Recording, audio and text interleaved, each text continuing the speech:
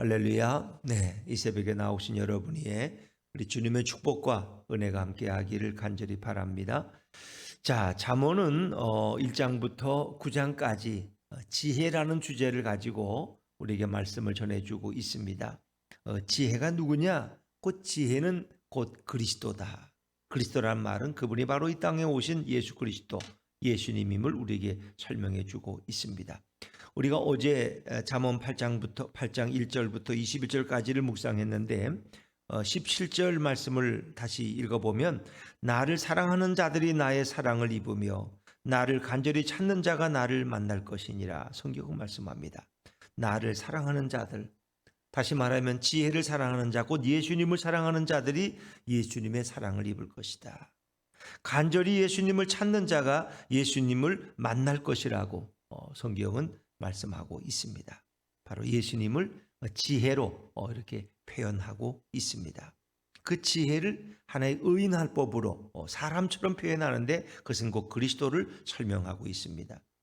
22절부터 오늘 읽은 부분은 지혜가 창조 사역에 함께 있었음을 우리에게 말씀하죠. 그것은 곧 예수님이 이미 창조 이전에 하나님과 함께 계셨고 우리는 그것을 그리스도의 선제라고 합니다. 그리스도의 선제성.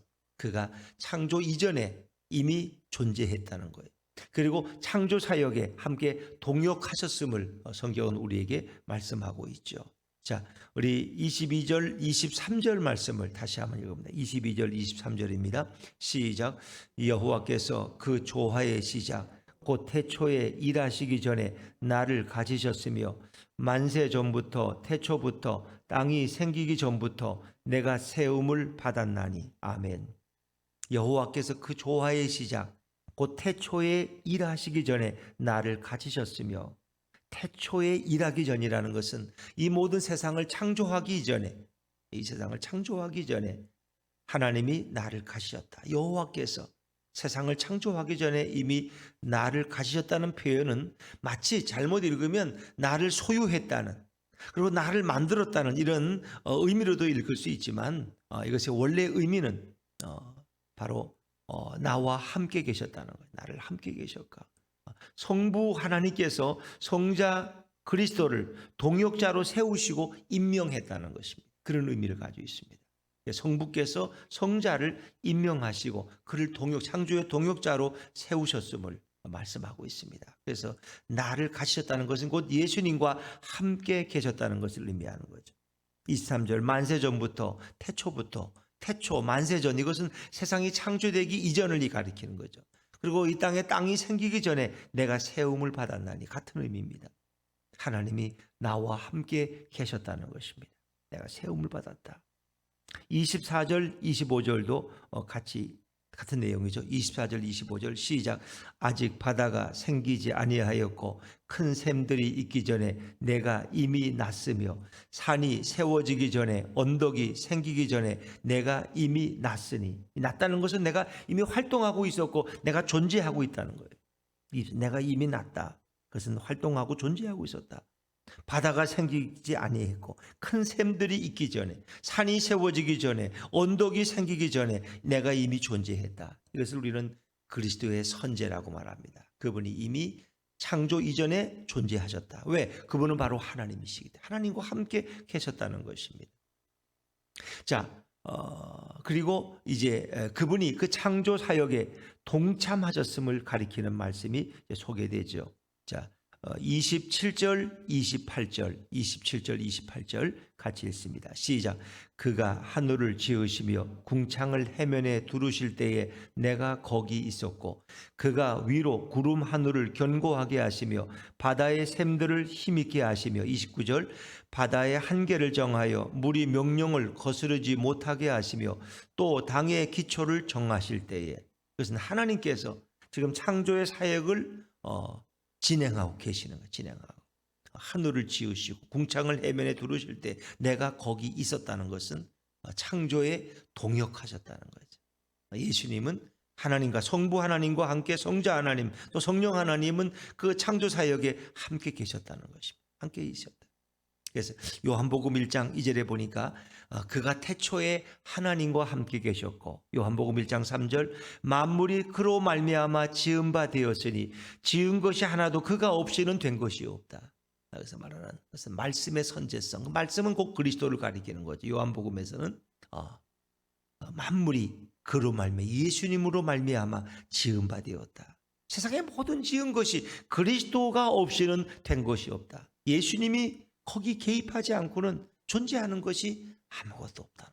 다 바로 예수 그리스도를 통해서 성부 하나님과 성자 예수님 그리고 성령 하나님에 의해서 이 모든 것이 지음받았다는 것입니다. 그래서 그분이 창조 사역에 동역했고 거기에 함께 계셨음을 말씀하고 있는 것이죠. 29절에 바다의 한계를 정하여 물이 명령을 거스르지 못하게 한다는 것은 바다와 물의 경계를 정하셨다는 거죠. 또 땅의 기초를, 예전에 고대 사람들의 세계관은 이 땅을 어떤 기둥으로 이렇게 말뚝으로 받치고 있다고 생각했어요. 지금 지구가 이렇게 둥글다는 걸 알지만 예전의 분들은 그걸 생각하지 못하게 땅의 어떤 기초를 정하셨다는 것은 땅을 뭔가 지주로 떠받치고 있는 것을 의미해요. 그래서 이 모든 땅과 하늘과 바다와 이 모든 것이 존재할 때 바로 예수님이 함께 계셨다. 이제 성경은 지금 솔로몬은 지혜라고 표현, 지혜가 함께 있었다. 그리고 지혜가 그 사역에 동참했다. 근데 그 지혜가 누구냐? 곧 그리스도를 가리키는 거죠. 자, 이제 구체적인 이 표현이 30절에 소개되죠. 30절입니다. 30절 같이 읽죠. 시작. 내가 그 곁에 있어서 창조자가 되어 날마다 그의 기뻐하신 바가 되었으며 항상 그 앞에서 즐거워하였으며. 내가 그 곁에서, 여기서 말하는 내가, 앞에서 말하는 그가, 20절에 그가 하늘을 지으시며 그럴 때 내가 거기 있었고, 그라는 건 여호와를 말하는 것이고 나라는 것은 예수님을 가리키는 거예요. 30절에 내가 그 곁에 계셔서, 내가 여기서 내라는 건 누굴 얘기해요? 예수님을 가리켜요. 지혜, 그 지혜의 주인이신 예수님을 가리키고 그의 곁에 있어서, 그라는 건 누굴 가리키는 거예요? 하나님을 가리켜요. 여호와 곁에 내가 있었다는 거예요. 예수님이, 그리스도와 예수란 말은 같은 말이에요. 예수 그리스도 같은 의미예요. 내가, 그리스도가 그 하나님 곁에 있어서, 그리스도가 뭐가 되셨어요? 창조자가 되셨어요. 그분이 바로 우리를 창조하셨어요. 예수님이 여러분의 창조주이심을 믿으시기를 바랍니다. 우리는 자꾸 잘못 생각해요. 하나님이 나를 창조했고 예수님은 나하고 아무 상관없는 것 같아. 그냥 예수님은 나중에 그냥 우리를 이렇게 돌보시는 분이고 십자가에 죽으셨다가 부활하신 분이지, 그렇게 생각하면 안 돼요. 바로 우리의 생명의 근원은 바로 예수님이, 우리를 창조하시고 지으신 분이 바로 예수님이. 그런 고백을 여러분이 하실 수 있어요. 그래야지 성부와 성자 성령이 한 분이라는 사실을 우리 고백하게 돼요. 그래야지 예수님 따로, 하나님 따로, 성령 따로. 그래서 그분들을 다 별개의 것으로 생각하니까 이게 통일이 안 되는 거야. 하나님은 뭐고 또 예수님은 뭐야? 예수님이 바로 창조자라니까요. 우리를 창조하신 생명의 근원이 바로 예수님이시.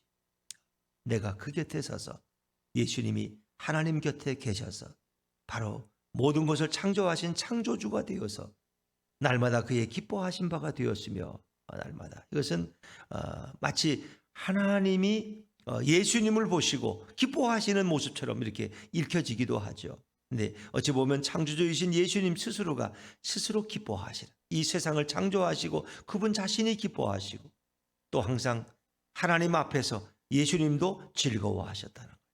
온 세상을 창조하신 하나님의 기쁨을 예수님의 기쁨으로도 이렇게 성경은 표현하고 있습니다. 또 한 가지 여기에 빠질 수 없는 것이 인간을 창조하신 얘기죠. 그래서 31절이면 31절을 같이 읽죠. 시작. 사람이 거처할 땅에서 즐거워하며 인자들을 기뻐하였느니라. 내가 누구예요? 바로 지혜이신 그리스도, 그 그리스도이신 예수님께서 사람이 거처할 땅에서 즐거워 인간들을 지으시고 너무 기뻐하셨어요. 성경에 보면 하나님이 우리를 창조하신 이후에 흙으로 인간을 빚어 만드신 후에 너무너무 기뻐하시고 만족해 하셨어요. 인자들을 인자라는 것은 바로 인간들을 가리키는 거예요. 인간에 대한 기쁨. 스바냐에서 보면 하나님이 우리를 창조하시고 너무너무 기뻐하셔. 그것이 바로 그리스도도 우리를 창조하신 이후에 너무너무 인간들을 기뻐하셨다. 그렇습니다. 우리는 예수님의 사랑하는 딸이고 사랑하는 아들이라는 표현입니다.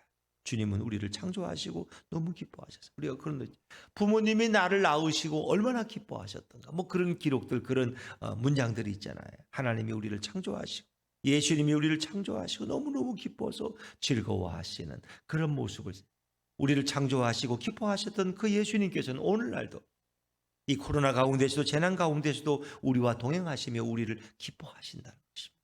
그래서 우리가 어리석게 죄를 짓고 이렇게 멸망에 던져졌을 때 저주받은 인생이 되고 그리고 사망의 그를 진 곳에 거할 때 우리 예수님께서 우리를 구원하기 위해서 하늘의 영광된 보좌를 버리시고 이 땅에 천한 인간의 몸을 입고 오셔서 결국 어떻게 하죠? 우리에게 천국을 말씀하시고 우리가 달려야 될 그 십자가에 우리 대신 달리셔서 그 고난을 대신 당하시고 그리고 우리의 모든 죄를 그분의 보혈로 씻어주시고 그리고 그분이 다시 3일 만에 부활하심으로 우리에게 영원한 생명의 주가 되셨고 이제 장차 이 땅에 오셔서 우리를 영원한 천국으로 인도하실 줄로 믿습니다.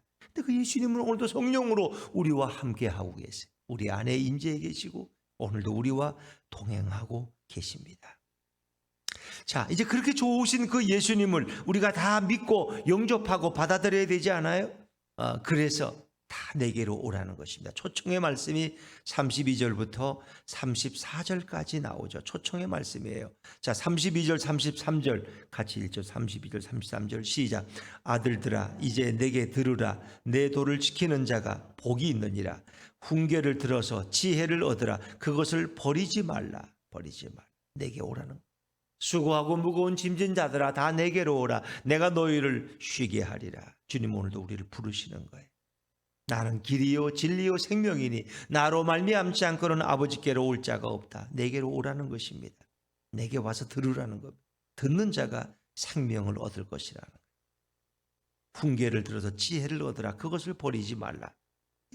훈계를 듣고 지혜를 얻으라는 것은 바로 생명의 주인이신 예수님을 영접하고 그분을 얻으라는 거예요. 그리고 그분을 결코 버리지 말아라. 34절 누구든지 내게 들으며 날마다 내 문 곁에서 기다리며 문설주 옆에서 기다리는 자는 복이 있나니. 복이 있나니.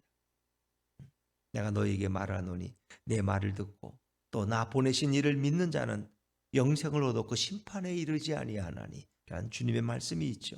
와서 내게 들으라는 겁니다. 나를 기다리는 자가 가장 복이 있는 자다. 왜? 내 생명의 지혜의 말을 들으려고 기다리는 자가 가장 복된 자다. 그래서 결론적인 말씀이 뭐예요? 아주 충격적인 말씀이죠. 35절 같이 읽습니다. 시작. 대저 나를 얻는 자는 생명을 얻고 여호와께 은총을 얻을 것임이니라. 나를 얻는 자, 지혜를 얻는 자, 곧 예수님을 얻는 자는 생명을 얻을 것이다. 생명을. 이 말씀은 어제 우리가 다시 읽었던 잠언 3장 18절과도 연관된 말씀이죠. 지혜는 곧 내게 뭐라 그랬어요? 무슨 나무라 그랬어요? 생명나무라 그래요. 생명나무이신 그리스도 예수님을 가리키는 거예요. 나를 얻는 자는 생명을 얻고 생명나무를 얻는 거예요. 그리고 여호와께 은혜를 입으냐 은총을 얻을 것입니다. 우리는 다 주님의 은혜로 구원받고 주님의 은혜로 자녀가 된 거지. 뭐 우리가 노력해서 무슨 우리가 착하게 많이 살아서 우리가 율법과 계명을 다 지켜서 우리가 구제와 정직한 일을 많이 행해서 우리에게는 죄가 하나도 없어서 우리가 구원받고 하나님의 자녀가 된 게 아니에요. 그 모든 것이 은총을 얻은 거예요. 은혜를 입은 거예요. 예수님을 얻는 자는 생명을 얻고 여호와께 은혜를 얻는다. 자, 그러나 반대로 예수님을 잃어버리면 모든 것을 다 잃어버리는 36절 결론적인 말씀입니다. 시작. 그러나 나를 잃는 자는 자기의 영혼을 해하는 자라. 나를 미워하는 자는 사망을 사랑하느니라. 그러나 나를 잃는 자는 자기의 영혼을 해하는 자. 오늘도 예수님을 잃어버리는 영혼들이 얼마나 많이 있어요. 영혼들이 잃어버려. 한순간 아이들이 장날 시골에서 5일장이 열리잖아요. 제가 있던 강원도 평창에서는 5일장. 그래서 5일, 10일, 15일, 20일. 우리도 장날은 알아. 왜? 5자로 나가기 때문에. 515, 520, 535. 근데 어떤 데 가니까 또 6자로 나가는 데도 있고 4자로 나가는 데도 있더라고요. 우리는 제가 살던 데는 5자예요. 5자. 5일은 장날이. 그날은 축제의 날이에요. 왜? 시장에 가면 먹을 게 많거든. 또 시장에 가시면 꼭 그래도 뭐든지 사다 주시니까 기다려지는 날이에요. 기다려지는 5일은. 그래서 그날이 늘 기다려졌어요. 그런데 오늘 시장에 갔다가 어린아이가 한순간을 팔다가 여기 보니까 뭐 서커스를 하고 저기 가니까 또 뭐 사탕을 파는데 그게 너무 좋아서 그거 쳐다보다가 엄마 손을 놓치면 시장에서 방황하잖아. 오늘도 이 땅에서 세상의 물질을 따라서 사업을 크게 하기 위해서 직장에서 뭔가 더 잘 되기 위해서 열심을 다하다가 결국 예수님을 잃어버리는 분들이 한두 명이 아니에요. 예수는 나중에 믿을게. 나중에 직장 은퇴하고 좀 바쁘지 않을 때, 좀 휴가 때 믿고 지금은 돈을 벌어야 돼. 지금은 사업을 확장시켜야 돼. 지금은 사람들을 만나야 돼. 지금은 골프 치러 가야 돼. 이렇게 하는 사람들이 많죠. 자칫하면 예수님을 잃어버리면 뭐예요? 자기 영혼을 해치는 자라. 자기 영혼을. 어리석은 자들은 지금 뭔가 성공한다는 거기에 빠져서 예수를 잃어버린지도 모르고 생명에서 멀어지는지도 모르고 그런 어리석은 영혼이 얼마나 많이 있어요. 가장 큰 비극이에요. 나를 잃어버리는 자는 자기의 영혼을 해치는 자라. 나를 미워하는 자는 사망을. 우리가 뭐 예수님을 미워할 리가 있어요? 근데 예수님을 미워하진 않지만 예수님과 점점 멀어지는 거예요. 예수님과 점점 멀어지면 결국은 뭐예요? 사망을 가까이 가는 거예요. 사망. 생명이신 주님과 멀어지면 사망이, 심판이 점점 가까워지는 거예요. 이런 어리석은 자들이 얼마나 많이 있습니까? 어찌 보면 코로나로 통해서 하나님은 가라지와 알곡을 구별하시는 거예요. 그래서 가을에 추수를 해서 어떻게 가라지는 다 불태워버리고 알곡은 창고에 걷어서 잘 보존하는 거예요. 그러는 거예요.